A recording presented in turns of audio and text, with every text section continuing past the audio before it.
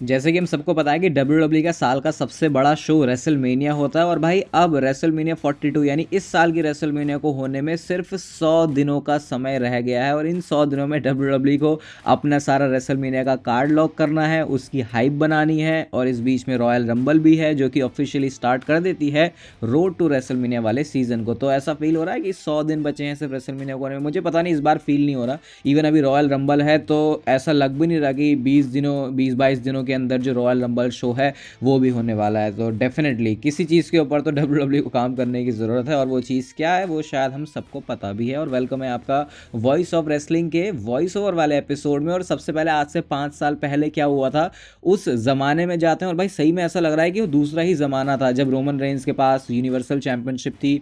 उस समय no attendance वाला, नो क्राउड वाले शो होते थे और वहाँ पे एडम पियर्स को जितवा दिया था नाकामुरा से और इस तरीके से एडम पियर्स बन गए थे नंबर 1 कंटेंडर रोमन रेंस की यूनिवर्सल चैंपियनशिप के लिए। और इस मूवमेंट पे जो एक एडम पियर्स का सेल था ना जो ऊसो की किक के ऊपर आता है, उस मूवमेंट को फैंस पता नहीं बार बार याद कर ही लेते हैं कि वो देखो याद है एक बार जब एडम पियर्स ने रिंग के बीच में सेल किया था। वो भी एक बहुत ही अलग टाइम था। मतलब रेसलिंग वाइज तो छोड़ो, उस समय हम सारे लोग ही इन जनरल अपनी ज़िंदगी में ही एक अलग टाइम पे थे क्योंकि वो तो टाइम ही बड़ा वियर्ड सा था जब सारे लोग लॉक हो गए थे घरों में अंदर और अलग ही सा वो माहौल था। और उस समय WWE स्टिल शोज़ को डिलीवर कर रही थी। अगर पता नहीं विंस मैकमैन ना होते तो शायद शोज़ इस तरीके से नहीं आते। और कल देखो स्मैकडाउन का शो भी, और स्मैकडाउन के बारे में एक बड़ी मेजर चीज़ मैं आपको बताता हूँ। लेकिन पहले देखो क्या किसी ने मस्त क्रिएटिव लोगो बना दिया है स्मैकडाउन का, जहाँ पे स्मैकडाउन में तो ZZZ यानी कि सोने सा लग गया है स्मैकडाउन। और फील तो ऐसे ही आई है देखो। लेकिन हाँ, रिसेंट वाला जो स्मैकडाउन का शो था 3 घंटे वाला, उसमें फिर भी मैं नहीं बोलूँगा कि ऐसे सोने वाला सही में काम हुआ था। और ये जो स्मैकडाउन है उसका सबसे बड़ा सेलिंग पॉइंट होने वाला है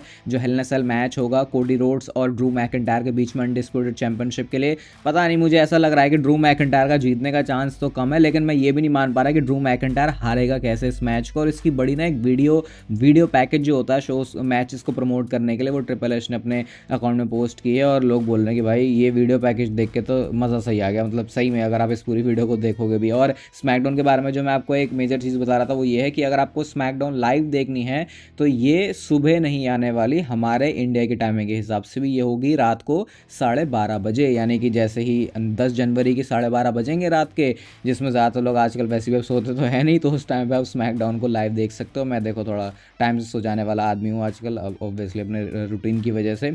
लेकिन शायद अगर थोड़ा मूड किया तो मे भी हो सकता है इंस्टाग्राम पे कुछ स्टोरीज या फिर कुछ लाइव किया जाए। बट अगर आपको लाइव देखनी है तो स्मैकडाउन के लिए आपको 12:30 बजे देखना पड़ेगा। मतलब ये लाइव शो अगर आप देखना चाहते हो। ओबा फेमी के बारे में बात कर लेते तो उनके बारे में भी लेटेस्ट हमको पता चल गया और वो ये है कि ओबा फेमी ने NXT में जो टाइटल छोड़ा है अब वो मेन रोस्टर में आ रहे हैं। लेकिन वो कौन से ब्रांड पर आ रहे हैं इसके बारे में भी डिटेल्स आ गई है और वो जिस ब्रांड पर आने वाले हैं वो है मंडे नाइट रॉ। और उसके साथ साथ ये भी पता चला है कि अभी से WWE ने बहुत बड़े प्लान्स उनके लिए सोचना शुरू कर दिया है कि इस साल रेसलमेनिया में उनको वो कैसे फीचर करेंगे। जितना मुझे भी सुनने में आ रहा है ना, ऐसा लग रहा है कि रिसेंटली हमने मेन रोस्टर में जो कॉल अप हुआ है, जिस तरीके की बुकिंग ओबा फेमी की होने वाली है वैसी रिसेंट में किसी की भी नहीं देखी है।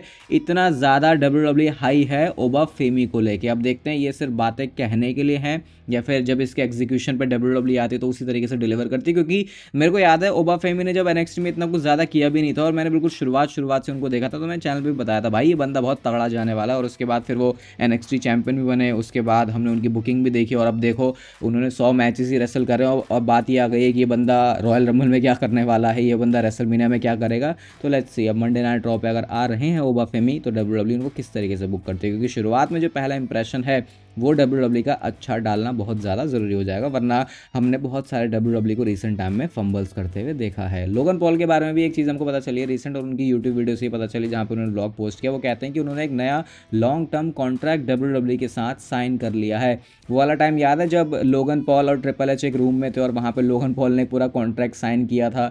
तो देखो उस मूवमेंट को भी WWE ने कैसे दिखाया था कि देखो हमने सही में एक बहुत बड़ा बंदा साइन किया है। और आप देखोगे भी तो बिजनेस तो अच्छा खासा लोगन पॉल ने WWE को बना के दिया है। इवन अपनी प्राइम जो ड्रिंक है वो ही स्पॉन्सर करवा दी WWE के लिए। तो WWE को ऑब्वियसली चीज़ें प्रॉफिटेबल लगी हैं, इसलिए उन्होंने जो कॉन्ट्रैक्ट है उनका रिन्यू भी किया, लॉन्ग टर्म वाला भी साइन कर। बहुत सारे लोगों को ये बात हजम नहीं हो पाती भाई कि लोगन पॉल कैसे WWE के साथ है। जो लोग लोगन पॉल को रेसलिंग से बाहर जानते हैं उनकी एक अलग ही दिमाग में इमेज है लोगन पॉल को लेके, जो मैं बोलूँगा काफ़ी हद तक सही भी है। लेकिन जब रेसलिंग की बात आती है भाई, ये बंदा बिल्कुल ही डिफरेंट ब्रीड है। और ये मैं नहीं कह रहा, ऑब्वियसली ये बड़े बड़े लेजेंड्स ने अप्रिशिएट किया है लोगन पॉल को ऐसा बोल के, और इसीलिए लोगन पॉल के साथ डब्ल्यूडब्ल्यू ने फिर से कॉन्ट्रैक्ट रिन्यू कर भी लिया। मैं सिर्फ ये सोच रहा हूँ कि क्या वो टाइम भी आएगा जब लोगन पॉल एक बेफेस सुपरस्टार होगा, और उससे बड़ी बात ये कि कभी ये बंदा डब्ल्यूडब्ल्यू में वर्ल्ड चैंपियन होगा, क्योंकि वो तो भाई फिर मतलब कि मेन स्ट्रीम बहुत बड़े लेवल की चीज़ हो जाएगी। लेकिन ऐसा कह सकते हैं कि सोच समझ के करना पड़ेगा फिर वो। आजकल जैसे हमने डब्ल्यूडब्ल्यू के पीएलईज में देखा है, अगर इसको पहले से कंपेयर करोगे कि मैचेस उतने ज़्यादा नहीं होते, बहुत कम मैचेस डब्ल्यूडब्ल्यू फीचर करती है, तो डब्ल्यूडब्ल्यू के एग्जीक्यूटिव ब्रूस प्रिचर्ड ने इसके ऊपर कुछ कमेंट किया है, और वो ये कहते हैं कि देखो मैचेस इसलिए कम होते हैं ताकि जो इंपॉर्टेंट चीज़ें हैं उसको फैंस याद रखें, ऐसा ना हो कि वो कोई शो ही भूल जाएं कि वो किसी ज़माने में हुआ था। और साथ में वो ये भी कहते हैं कि देखो अब ये कोई पेपर व्यू तो है नहीं, जिसकी जैसे अगर आपको नहीं पता तो बिल्कुल अर्ली टाइम से ऐसे होता था कि अगर आप मेन इवेंट में हो डब्ल्यूडब्ल्यू के तो आपको ज़्यादा पैसे मिलते हैं, अगर आप पीएलई पेपर व्यू में कम्पीट कर रहे थे, क्योंकि पीपीवी बाइज अलग होते थे। ये कॉन्सेप्ट हम इंडियंस के लिए बिल्कुल अलग ही है। वहाँ पे ऐसे होता है कि देखो ऑन डिमांड आप सारी चीज़ें खरीदते होगी, जैसे अगर सर्वाइवर सीरीज आ रही है 2010 की, तो हर किसी बंदे ने सर्वाइवर सीरीज को अलग से नेटवर्क पे खरीदा होगा, वो किसी टीवी चैनल पर नहीं आया होगा, इसीलिए टीवी टेपिंग, इसलिए टीवी शोज अलग होते हैं। और डब्ल्यूडब्ल्यू के पीपीवी हमेशा से अलग होते थे। अगर आपको नहीं पता है पीपीवी क्या नाम है तो इसके पीछे ये रीज़न है। तो अब उन्होंने बोला कि अब पेपर व्यू जैसा तो कुछ होता नहीं है, क्योंकि देखो अभी ये सारे शोज पीकॉक के ऊपर लाते हैं, फिर जैसे हमारे नेटफ्लिक्स के ऊपर है, तो अब क्योंकि वहाँ पे अलग से तो खरीद नहीं रहा, आप सब्सक्रिप्शन लेके कर लेते हो, तो इसलिए उन्होंने बोला कि अब कुछ ऐसा है भी नहीं, और ना कोई ऐसी भागा दौड़ी है कि किस चीज़ को तुम पीएलई में फीचर करोगे या फिर किस चीज़ को वीकली शो में। वो कहते हैं इक्वली दोनों ही चीज़ें इंपॉर्टेंट हैं। अब इसके ऊपर आप अपना ओपिनियन क्या बनाना चाहोगे वो बना लेना, लेकिन फिर भी भाई एक जो पीएलई वाली बात है वो पीएलई वाली बात तो अलग रहेगी। आप अपने बिजनेस पर्सपेक्टिव से बोल सकते हो कि हाँ अब आपके लिए वैसे मैटर नहीं करता, लेकिन हम तो हमेशा याद रखेंगे भाई कि रेसलमेनिया में क्या हुआ था, रॉयल रंबल में क्या हुआ था, अच्छा वो सुपरस्टार उस टाइम पे कहाँ पे था, क्योंकि भाई अब वो बात सिर्फ ऐसे पीपीवी 22 की नहीं रह गई है, अब वो एक फॉर्मेट सेट हो गया है डब्ल्यूडब्ल्यू का। तो आपका इसके बारे में क्या ओपिनियन है वो आप कमेंट सेक्शन में बता सकते हो। जैसे कि आपको पता है 2026 वो साल है जब एजे स्टाइल्स भी रिटायर हो जाएंगे, और भाई क्या क्या प्यारी बात बोली है एजे स्टाइल्स ने। तो अंडरटेकर के साथ वो जो अपने ये अंडरटेकर वाला पॉडकास्ट नहीं, फैनेटिक्स के साथ एक अभी कुछ इवेंट कर रहे थे, और वहाँ पे ये बात बोलते हैं अपने रिटायरमेंट के बारे में। ओ हाँ, ये अंडरटेकर का ही 6 फीट अंडर वाला पॉडकास्ट है, तो वहाँ पे एजे स्टाइल्स ने ये बोला कि देखो रिटायरमेंट को थोड़ा अलग तरीके से देखो, इसको एक सेलिब्रेशन की तरह देखो कि अगर हमारा करियर ऐसा रहा है और अपने ही टर्म्स पे हमको अपना करियर ख़त्म करने का मौका मिले तो वो कितनी अच्छी बात होगी। और मैं चाहूँगा कि मेरे इस सेलिब्रेशन में तुम लोग भी सब मेरे साथ हो। तो इस बात पे फिर वहाँ पे जो लोग हैं वो तालियां भी बजा रहे होते हैं एजे स्टाइल्स के। और बड़ा सही तरीका है देखने का कि आपका पूरा करियर ऐसे रहा, आपने इतनी चैंपियनशिप जीतनी, आपने रेसलमेनिया में ये किया, आपके इंडी शोज़ में, आपके एनजेपीडब्ल्यू में ये सारे एक्वलेट्स और अचीवमेंट्स हैं, और अगर आप करियर एंड अपनी टर्म्स पे नहीं कर पा रहे तो वो थोड़ा वियर्ड लगेगा। तो इसीलिए एजे स्टाइल्स का ये सोचना भी बिल्कुल सही है, और इसीलिए आजकल हम सुपरस्टार्स को देख रहे हैं कि वो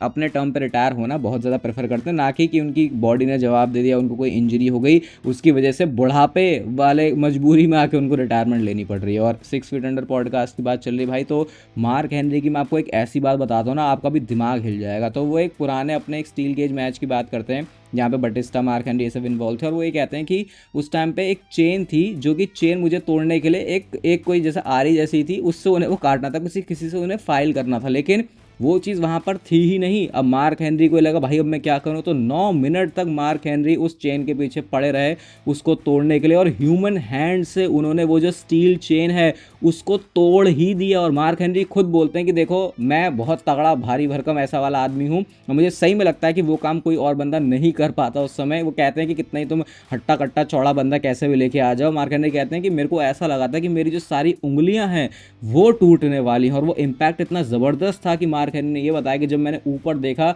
तो जिसके ऊपर वो स्टील केज टंगा होता है ना, वो चीज़ भी टूट गई थी। तो ये सारी बात सुन के अंडरटेकर का जो रिएक्शन थे वहाँ पे, वो सोचते भाई क्या बंदा है। और सही में मार्क हेनरी को वर्ल्ड स्ट्रॉन्गेस्ट मैन ऐसे ही नहीं कहते, उसके पीछे कोई रीज़न है। और कमेंट सेक्शन में लोग फिर मार्क हेनरी की स्ट्रेंथ के बारे में बात कर रहे हैं, तो मुझे बड़ी इंटरेस्टिंग बात लगी, तो सोचा आपके साथ भी शेयर करता हूँ। तो अब भी सोचो, अगर अब मार्क हेनरी ऑब्वियसली उतनी तो उनके अंदर स्ट्रेंथ नहीं होगी, लेकिन आज भी किस लेवल की वो स्ट्रेंथ रखते होंगे कि भाई इससे तो पंगे नहीं लेने। फिर 2026 साल में हम लोग एंटर कर चुके हैं, और 2027 वो साल है जब डीन एम्ब्रोस जॉन मॉक्सली का कॉन्ट्रैक्ट AEW के साथ खत्म होगा, और उसके बाद सारी बातें इसके ऊपर आती हैं कि क्या डीन एम्ब्रोस WWE में वापस आएंगे या फिर नहीं, क्योंकि AEW ने उनको पहले भी जब लॉक किया था तो बहुत सालों के लिए किया था। देखो भाई बड़ी इंटरेस्टिंग चीज़ें इसके बारे में बाहर आ रही हैं, लोगों की डिफरेंट स्पेकुलेशन है इसके ऊपर, लोगों की एक्सपेक्टेशन अलग अलग हैं कि जैसे जॉन मॉक्सली का कॉन्ट्रैक्ट 2027 में खत्म हो जाएगा, और अगर आप रिसेंटली देखोगे तो ट्रेंड बिल्कुल ही चेंज हो गया है। जैसे हमने कोडी रोड्स को आते हुए देखा है AEW से, हम अब क्रिस जेरिको को आते हुए देखेंगे,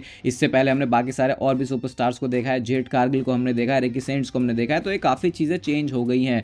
अब क्योंकि WWE 2026 में पूरी चेंज हो चुकी है, क्रिएटिव चीज़ों को हैंडल करने वाले लोग बदल चुके हैं। अगर आपको नहीं पता तो सबसे बड़ा रीज़न डीन एम्ब्रोस का WWE कंपनी से जाने का था कि उनको क्रिएटिवली वैसे बुक नहीं किया जाता था जैसे कि वो चाहते थे कि उनको शोज़ पर बुक किया जाए। तो अब यहाँ से जैसे सिचुएशन बन रही है वो ऐसा लग रहा है कि इस ट्रेंड में काफ़ी ज़्यादा है कि शायद 2027 में WWE थोड़ा बहुत भी जोर लगाए तो डीन एम्ब्रोस WWE कंपनी में वापस आने वाले हैं। अगर मैं आपको एक रियल सिचुएशन बताऊं तो वो ये है कि बहुत सारे लोग WWE के बैकग्राउंड में चीज़ें कैसे फील करते हैं और AEW के बिहाइंड द सीन कैसे फील करते हैं, वो बहुत ज़्यादा डिपेंड करता है कि वो बंदा क्या डिसीजन लेगा। यहाँ पे सिर्फ पैसों की बात नहीं होती, यहाँ पे और भी काफ़ी सारी चीज़ें मैटर करती हैं। जैसे जो डीन एम्ब्रोस की वाइफ हैं वो स्टिल AEW के लिए काम करती हैं, तो वो भी एक रीज़न हो सकता है कि क्या पता अगर डीन एम्ब्रोस AEW कंपनी में टिकें तो उसका ये रीज़न बने। लेकिन एक क्लियर चीज़ है कि अब वो तो चीज़ नहीं है, वो सिंगल रीज़न जिसकी वजह से डीन एम्ब्रोस ने WWE कंपनी को छोड़ा था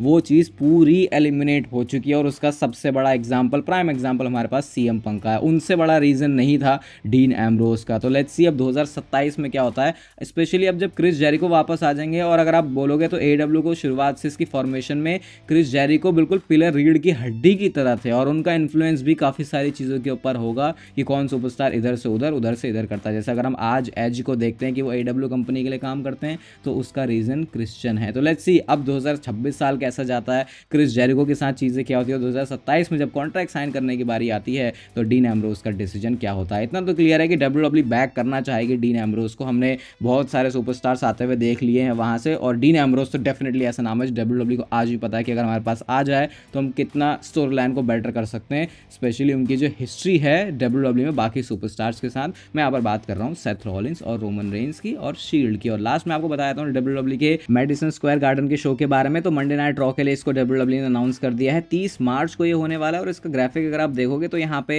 जे ऊसो है, पेंटा है, स्टेफनी वगैरह, CM पंक, रिया रिप्ली है, बेकी लिंच है, साथ में न्यू डे है। लेकिन यहाँ पे आप ना रोमन रेंस को देखोगे और ना ही आप यहाँ पे ब्रॉक लेसनर को देखोगे। तो क्या ये इस शो पर नहीं होने वाले? वेल ऐसा तो नहीं होने वाला, बट शायद इससे हमको ये पता चलता, क्योंकि जो ऐसे WWE के MSG वाले शोज होते हैं ना वो वहाँ पे एडवांस में ही बड़े बड़े सुपरस्टार्स को भी एडवर्टाइज कर देते हैं, क्योंकि उनको ये होता है भाई इस वाले शो में तो ये सुपरस्टार्स हमारे आएंगे ही आएंगे। तो क्या इसका मतलब ये है कि रोमन रेंस स्मैकडाउन ब्रांड पर होंगे तो वो मंडे नाइट रॉ पे एक्टिव नहीं होंगे, या फिर ये शायद इतना एडवांस में है कि WWE ने यहाँ पे उनको डाला ही नहीं है। और इवन तब भी अगर रोमन रेंस स्मैकडाउन में तो स्टिल पॉसिबिलिटी है कि वो मेडिसन स्क्वायर गार्डन का अगर शो होता है तो नो मैटर वो कौन से ब्रांड को सर्व कर रहे हैं, वैसे भी आजकल ब्रांड स्प्लिट तो कुछ रहा नहीं है, तो वो मंडे नाइट रॉ पर भी फीचर हो जाएंगे। लेकिन रोमन रेंस और ब्रॉक लेसनर यहाँ पे नहीं है। इनमें से मे बी ब्रॉक का तो पता नहीं, लेकिन रोमन रेंस का ना होना शायद हिंट कर सकता है कि WWE के पास उनके लिए बड़े प्लान्स हैं स्मैकडाउन में, और मंडे नाइट रॉ उनका मेन फोकस नहीं होने वाला। तो ये तो खैर हमको अभी आने वाले टाइम में पता चल जाएगा अगर रोमन रेंस